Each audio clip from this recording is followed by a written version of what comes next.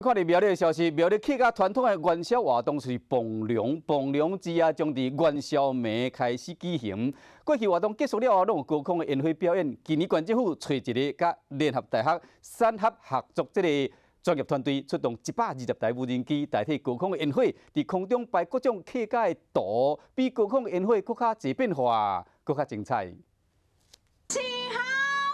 无人机电光闪闪四四，随着音乐的节奏到二空。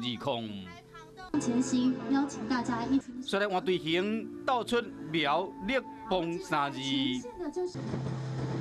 蹦龙的龙是摆出一个真逼真的龙头的图。